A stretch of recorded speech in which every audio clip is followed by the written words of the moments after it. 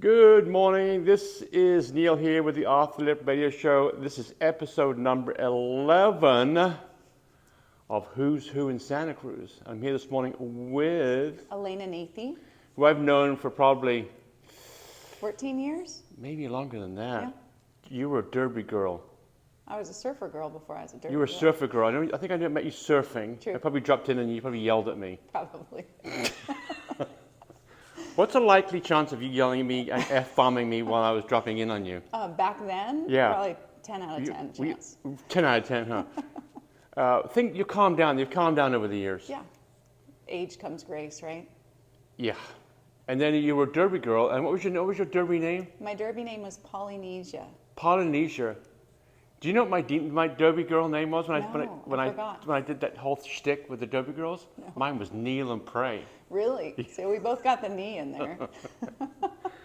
And I've known her for a long time, and she's been very community-based in so many different things.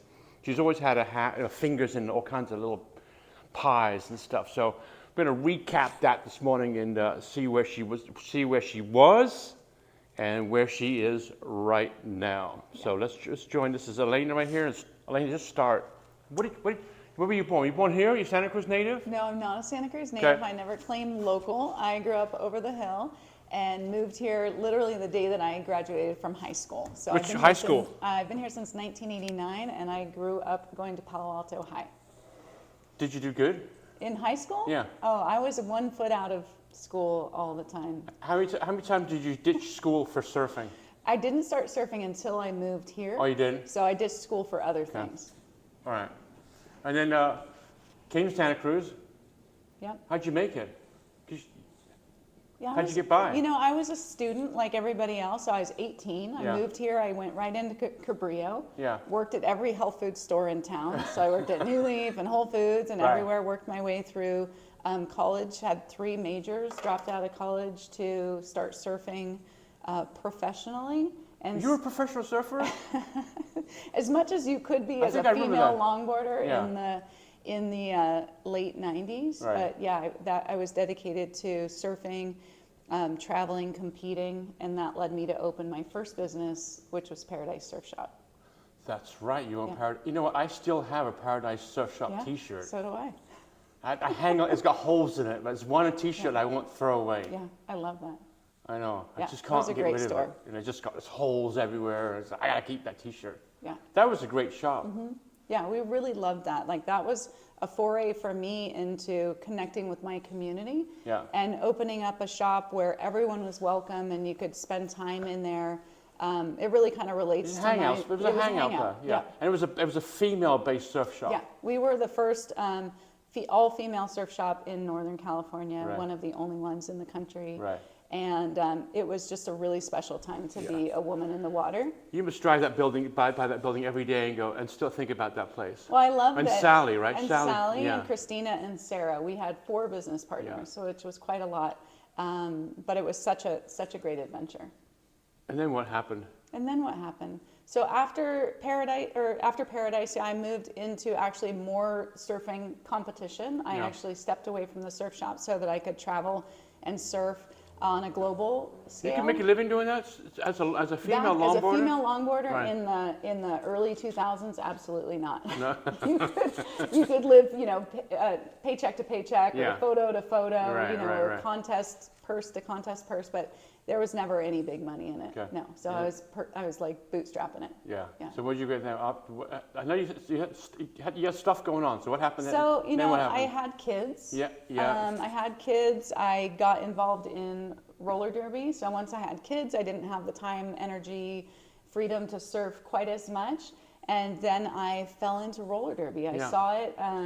Literally fell into roller derby. Literally fell many, many times in roller derby. But I skated with the Santa Cruz Derby Girls for 4 full seasons. Were you very aggressive? I love a good hit. I love giving a good hit, taking a good hit. I loved roller derby. Yeah. The camaraderie, the teamwork, the travel, and the full contact. It was amazing. It's so different than surfing. Like, I'd always been a solo athlete. Yeah. I hadn't really been a team athlete. I ran track in high school, and then I got into surfing, and that's like you and you alone. And so, skating with the Derby girls was just a completely different and life-changing experience.